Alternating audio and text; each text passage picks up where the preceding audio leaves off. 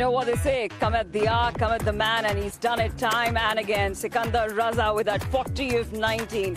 And that partnership he had with the captain propelled the Dubai Capitals to 188, and then he did with the ball as the Capitals unleashed their bowlers to win this game by 85 runs, and they march on.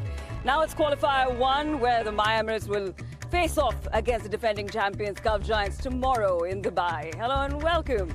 Well, this is what the match looked like, where the Dubai Capitals posted 188, propelled by those 440s, Billings 46, not out, Banton 44. They had a good partnership of 63 runs with Abel 41 of 29, Sikandar Raza with 40 of 19.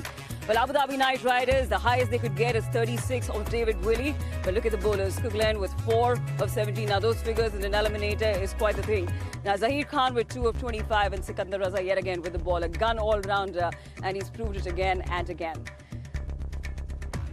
Hello and good evening. This is Cricket Safari, and I've got a very happy man and a coach right next to me, Hemang Badani, along with him, Vakar Yunus, as well as Simon Dole. Good evening, gentlemen. Good evening. Good evening to you. Coach, that performance must make you very happy. No, without a doubt. I think probably the best game we've had so far. I think I remember against the same side, which was the second game of the tournament, where we won the game with 16 overs itself. But there was more a case of where we batted really well. But today, I think, was a case of everyone stepping up, a partnership at the top, a partnership in the middle. We had a couple of really good catches, and the bowlers to finish things off. Can't be any happier. This wicket hasn't been as easy at times, and I think the platform today was set for those guys to be able to go hard. And did you talk about that? So the conversation was, I had a feeling that this surface was a wee bit tacky, and the conversation was to try and ensure that we didn't lose too many at the top. Yeah. Try and we've had issues there. We've had issues with the power play many a time, where we've lost one too many. And the younger lads stepped up, and I thought 50 in the power play was a happy power play. I thought 50 was probably slightly above par, and from there on, we just didn't hold back. Right, but Coach, you have a certain name there in the squad, Sikandar Raza, and he has to be called the superstar of this season. He's on top of the charts of the MVP. How impressive is he? He's a true leader. I mean, the name says it all to begin with. But for me, the best part is that he's somebody who's up for a fight. He's somebody who always is in the thick of things, and he wants to bat in the middle. He wants to bowl when things are getting heated up. Never shies away from the action. Never shies away from taking on the responsibility. At times, he keeps coming to me and says, "Send me up a little more." And why not? Send Why me up don't you then? Let me bat a little longer. But it's just that he does that role so well, and I just feel like I want to hold him back there. Yeah. And even with the ball, whenever he comes in, he just knows the game. He reads the game. He understands the side. Sometimes you have a longer boundary. He knows how to use that. He knows how to use the surface. Just somebody who understands this format very well. So what is the fear then? Why not to send him up? You know, give him the maximum time out there in such a good form. You saw even first delivery he faced. You know, he looked like someone coming from the net straight up. You know, so Vakar, why not send him up the order? Thing is, I mean, obviously things look a lot different now. With everything falling in place. But if you go back 5-6 games earlier, we had a couple of very good games at the top, and then we lost Jake Fraser there. And then there was a situation where we couldn't get off the blocks. We kept losing a few. In fact, we lost 2-3 in a row. And that's when we felt that Raza is somebody who's better off being held back a little more. Okay. He's somebody who understands the game, understands these surfaces, reads the game pretty well. And yes, there's a fair point that you make that if someone's batting well, send him up. Yeah. Now going forward, there could be a case that we could do that, but we had our own worries with the bat, and we were in a bit of a bother with a few games where we just got 100, 120, and all of that. But yeah, now maybe going forward, yes. Understandable. Fair enough. Talk us about your bowling. I'm really impressed with your fast bowlers. They swing the ball early on. Yes, this pitch was there was plenty of help for the pacers, but even otherwise, your fast bowlers are coming to the party too. So what Glenn and we have tried to do, Glenn, our bowling coach, is that we've tried to ensure that we don't be too negative in the power play, not be too defensive. The idea is to try and pick wickets, try and swing the ball. The idea is to try and get shape on the ball and try and see that we are putting the balls in the areas where we can get wickets. And we are okay with giving away a few hits, but as long as we think that those lines and those areas are areas where we could pick wickets, and we're looking to do that. It's interesting because I went back to games 1, 2, 3 and 4. Your bowling attack now is completely different outside of Sikandar Raza. Basically, you've got Ollie Stone, Kugelijn, the spinners have come into play. How tough has that been to manage, and what have you sort of talked to the guys coming into the squad when you lose players? I think in all fairness, this challenge isn't just about us. I think it's with every side. This tournament is structured in such a way that you have players going in and coming off. We had players going off for the Sri Lankan series and the Afghanistan series. Then after that, we had players going off to Australia for the Australia-West Indies series. And it's pretty much the same with every other team. So the conversation around the side is to try and maintain the core. You have a core of the side, and we've tried to hang on to the core. And every time someone comes into the side, you're trying to teach them about the team culture, team environment, and trying to make sure that they get into the zone as early as possible. I mean, for example, you had Tom Abel coming in today. He's just come off South Africa. The surfaces there were very different to the surfaces here. So you're just getting him up to speed with the surfaces here, what to expect, what are the surfaces that you're going to get compared to what he played in South Africa. And he just came in and did his job. I mean, to bat at number 3 on a tacky surface, got us off the blocks at the start. I mean, can't ask for more. Right, but that must make your job very, very difficult to get those new players come and settle in, and especially, you know, with the way they performed in an eliminator. Case in point, Zaheer Khan, with the ball came in an impact. And again, he's a lad that we just felt that going forward in this tournament, spin will come into play. And I think we consciously made a call that we have to get a wrist spinner. We saw that with a couple of other teams, especially MI, who had Vakar, who was doing a good job for them. We were on the lookout for a left-arm leg spinner. We finally got Zaheer, and I think he's done a fab job in both the games that he's played. I think he's picked up a couple of wickets the last game. He's picked up another couple of wickets this game. And the best part for me is not just about picking wickets. It's more the case of him ensuring that he chokes the middle. He doesn't give away anything. Yeah. And I mean, at times even I'm not able to pick him. Which one is it? Is it the normal ball or is it the Chinaman? I mean, it's just one of those quite things. Fast arm action, isn't it? I think that makes it more difficult to pick up. Absolutely. And I've just realized that a lot of times in T20 formats, these left-arm leggies are gold. They really, if they can land the ball in the right place, they're more than a handful. That's why I think Sam Billings comes into play with the bat. Being a keeper, I don't know that many around the world read spin bowling better than Sam Billings. And I think, obviously, he sees a lot of different types of spin bowling. But with his batting, I think he's one of the keys for him is he reads the spinners so well. And the beauty about one more thing about Sam is that, as you rightly mentioned, one is about he picking the bowlers and giving them inputs about what lengths to bowl, what speed to bowl, what lines to bowl. But I love the way he also handles the angles on the field. There's a difference to a wicket keeper who's a skipper. You're right in the hot seat. You can see to your right, you can see to your left, you can see the entire field. And you know the pace of the surface, and you know at that pace, where do I have my field at? Do I have him a bit more finer? Do I have him a bit more straighter? And I think Sam has done a fab job. David Warner coming back? We're hoping that he comes back. We're hoping that we're able to get him on a flight and make sure that he's either here by tomorrow evening or at best the day after morning. But he's in good form again. He's been batting really well. So let's see. Hopefully he should be back for us. Right. Well, coming back to, of course, your batters here. Tom Banton did a fab job holding the nerves on one end, but then a great partnership with Tom Abel, and he comes in today and makes an impact. Yes, straight away. I mean, the good bit about Tom Abel is that I've had the good fortune of working with him last year. I was with him at the Sunrisers Eastern Cape in South Africa as the batting coach of that side. And I've had enough opportunities to understand the person, understand his mindset, understand what are his attacking shots, his options, and where does he like to go. And I just felt that he would be ably suited for these surfaces. He plays spin very well, he plays the reverse sweep very well, he plays the sweep, he runs hard. Going forward, these surfaces not necessarily will be 180s and 190s. They could be 160s, 150s, where you really have to run hard in the middle. And he is a workman kind of a player. He will never let go, and fabulous on the field, and someone who can even give me an over or two. He can roll his arm over, so I think it's a good package. Most of these English guys have the reverse or all the sweep shots, don't they? There are very few of them nowadays in that top 3, 4, 5 don't play a reverse sweep of some sort or a switch hit. And I think that's the way the game has gone, Simon. The game has gone in a direction that if someone's bowling a good line and length, you can't necessarily prod anymore. You'll have to try and change his length.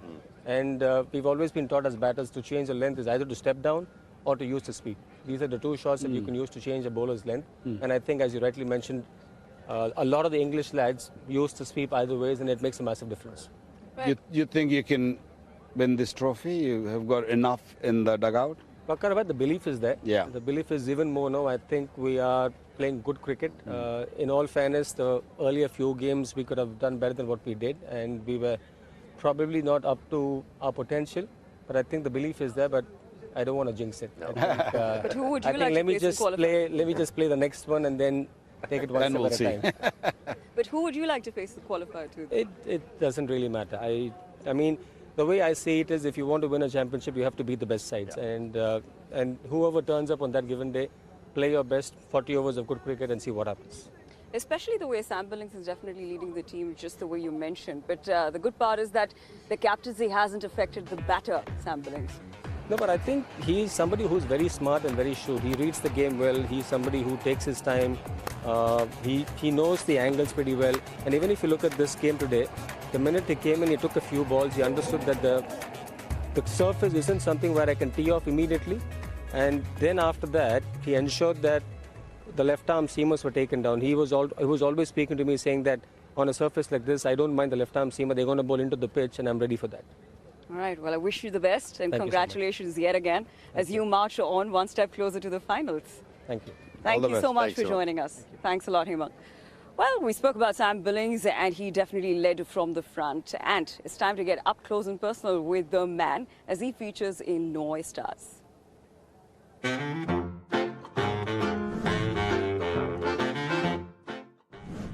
What's your favorite holiday destination? My favourite holiday destination is South Africa. Favorite cheat meal? Favourite cheat meal is my wife and I's favourite pizza. What do you do when you're not playing cricket? I play paddle tennis and golf, a lot of it. Which teammate of yours could be a movie star? Easy one this, David Warner. Who would play you in your biopic? Zac Efron. What's your biggest fear? Spiders. What's your best quality?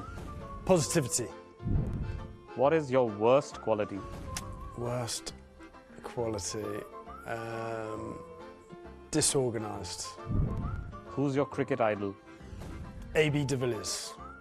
And finally, what has been the biggest bawal moment of your life? My biggest bawal moment is travelling down the coast of Australia to make my test debut. During COVID times, it was absolute chaos.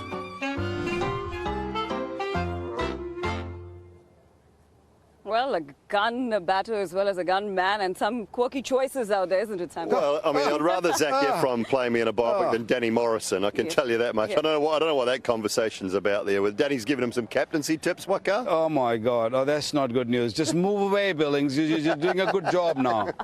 No, don't. Yeah, terrible. That is not good. That's not good. Well, they're actually just behind us. Now, let's talk about the Abu Dhabi Knight Riders. Now, what went wrong there is because they had a good start. Yeah, look, it's been a better season. I will say that about the Knights. They were awful last year. They've had a far better season. They have performed well at times. Andre Russell was a massive loss for them, I think, when he had to go. Not playing Ali Khan today, I think, was a big thing for them. I thought he was their finisher. I thought even with the newish ball today on that type of surface, he might have had some effect, as we saw from a Kugelijn, from Ollie Stone with that extra pace. So there was a few things went wrong today, but they came up against a very, very good side with a great score on the board, and they had to go. So not too much blame on the batters for me. I think they misread the conditions completely. With the new ball, yes, you need a seamers, you need the bowlers to just bowl up, but you need pace also. Yeah. You saw from Ollie Stone, he bowls those heavy balls and bowls quickly. And I think once the ball comes quickly from there, extra bounce and zip, left, right, it all cause problems. And I think you're right, Dooley, not playing Ali, that was a big mistake. But also with Michael Pepper, the form that he was in, except for the last game, and Jason Roy said such a big name. He had a good game in the last one. Yeah. This was the the platform for these two batters to step up? You need the perfect run chase. When you're chasing such a big total, you need things to go your way, and obviously that full toss that Jason Roy missed out on early, LBW, wicket falls, great catches, little things like that. I thought the Capitals were on the mark tonight. With the ball in the field, they were absolutely spot on. This is it swung a little bit. He looked to be turning it to leg side. It swung a little bit, and Scott Kugelheim thought that was absolutely out. I mean, he was spot on. They took the review, and it was smashing into the stumps. So little things like that, they can't go against you in a big run chase like this. You need everything to go your way when you're chasing in excess of 180. When you lose wickets in the power play, batters have got to come in and keep going. It's not a league game where you're trying to protect your net run rate. You've just got to keep going and win. And so it didn't surprise me once they were a few down, they got bowled out quite cheaply.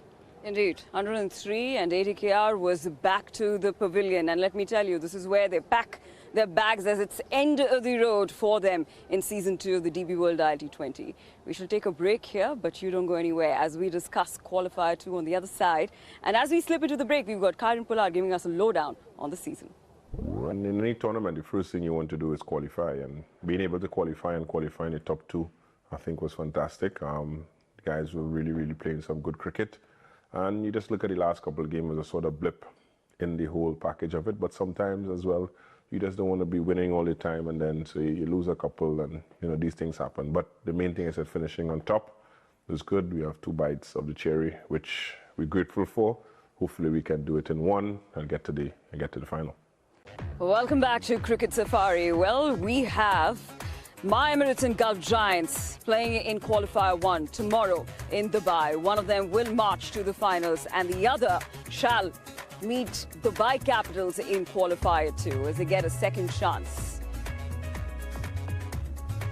Well, we've got Danny Morrison here with us. Danny, first of all, good to see you. It's really good to see you. But what were you telling Sam Billings there? We were chatting about life, actually. It was really cool. That he's just motivated by other things now. Like, he's a father. He's just become a father. Daughter's only 2.5 months old. And so you think about other things in your life. And then being positive about life, wouldn't it be great if they got up and won? They win coming from 4th position because the change in personnel and the positivity and the hungriness. So that's what we're talking about, and where he lives. We were really worried here, he's just won the game. He's just won the game, and you're just giving your advice to him. Well, it was about other things. Get away from cricket. Just get away from cricket and talk about life and family. Just like in his house, lives in London. Yeah, it's good. Right. Well, you're right about that, Danny. The Dubai Capitals might just take away that trophy. And anything can happen here because it's the DB World ILT20 and the stakes are so high. The players will get their best foot forward. Just like tomorrow, it's My Emirates versus Gulf Giants. Now, you know what they say. Revenge is a dish best served cold. And they might have revenge in their minds because My Emirates was the team that eliminated Gulf Giants in the last season. That is so true. I mean, it's going to be a massive game. These teams have worked really hard. There have been so many changes in the side, people coming in and out, and they've reached somewhere where they can just win one more game and can be in the final. So it's a big day in DP, T20, ILT20. 2024, so I can't wait. I'm going to be there, and hopefully talking about you got a day off? Are you working tomorrow? Yeah. No, I'm going to Sharjah. I love Sharjah. So do you. Well, we are working tomorrow. Now, the two captains, James Wince and Kyron Pollard, two experienced captains. What do they get on the team? Yeah, I mean, you get Pollard back because Poran's away on national duty, so it's been good. Mind you, they haven't been going that well since he turned up, have they, Mr. Pollard? But with Mr. Vince, I like him. He's very cool, calm and collected, quite a different character. And you just, you check the record in terms of wins and percentages. I mean, there's not a lot in it. Nothing much. Yeah, nothing much, is it really? And of course, you think how much more Pollard's played and has captained probably, a little bit more experience, but really two great players. Two indeed great players, and they will remember that Gulf Giants eliminated My Emirates. Now, Gulf Giants have peaked at the right moment, winning 4 back-to-back, getting into, of course, the tournament, at the business end of the tournament. Now, James Wince, not just as a captain, but also as a batter, has really grown throughout the tournament. Yeah, that's the key. When you're leader, when you're captain scoring runs or performing out there in the middle, it always helps. You see Sam Billings, with his bat, with the gloves also, he's taken up that job also. So it really helps, for making decisions out there. Sometimes when you're not performing well, you're always reluctant, you're not sure about the decision, and then you start doubting yourself. And I think it's good that they, James Vince have started getting runs. He didn't start that well, but now him getting runs as well as team is on the roll. So watch out, Emirates, All right, on the other side, you've got Kyron Pollard, the big hitter. How do they stop him? Yeah, I just when I think about Kyron, you spin bamboozles them. I mean, it smashes that one for 6 there, but wrist spinners, they've had a lot of success against him. If you're slightly off, you're going to disappear, sure. He's got so much power. But again, your quicker men, again, the captain saving the quick guys that might be able to smash it round here and get them to smell the leather, come whizzing past, and then you maybe get the Yorker in or a subtle change of pace. So, I mean, they'll have lots of strategy for him. And again, it's about having the right bowler matching up against Pollard, however, what stage he's at as his innings. I like a wrist spinner coming on early to him, so he prods and pushes around, he's not quite sure, and that's had a lot of effect on him. Googlies have done him from wrist spinners, so let's see. Most of the teams save the wrist spinners for him. They make sure that they keep maybe 1 or 2 overs in the bank before he comes. Doesn't matter what stage of the game he comes in, because he's such a dangerous batsman, he can change the course of the game in 1 over or maybe 2 overs. So they always sort of keep that wrist spinner in the bank for him. Right, talking about wrist spinners, my Emirates have a name called Waqar Salam Khel. Yeah. And he's one of those names who's really utilized his platform well to come on the scene. Yeah, he's someone who's done well, who's a wrist spinner once again and bowled good pace. He doesn't shy away from giving flight, and he's got an excellent googly also.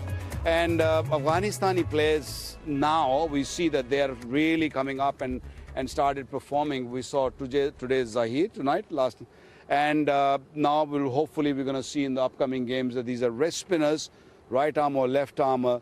They're going to be a big force. That's right. You mentioned Afghanistan. They're definitely doing something there with Noor Ahmed, Rashid Khan, and now the way Salam Khel is performing. But in the death from the Gulf Giants, you'll have Chris Jordan. And his numbers in the death are outstanding. Yeah, I think he won the overall MVP player, didn't he, last year in its first thing. Again, you can travel a bit if you don't get that right, but he's got lots of experience. And you look at this pitch map here, he is world class, we know that, and that's why he's in demand on the circuit. And, those fuller lengths, those good lengths, where he just shapes it a bit of seam back. And then, again, your Yorkers, 15%, I'm not surprised about that. Sometimes I think it might have been a bit fuller. Again, different stages when you bowl, but, again, he's a key factor, no doubt. That's right. The rest continues tomorrow. Thank you so much, gentlemen. Thanks a lot for joining us. Is that it? Yes, it is. The White Capitals win, they march on, and we shall see you tomorrow. It's a good night from Abu Dhabi.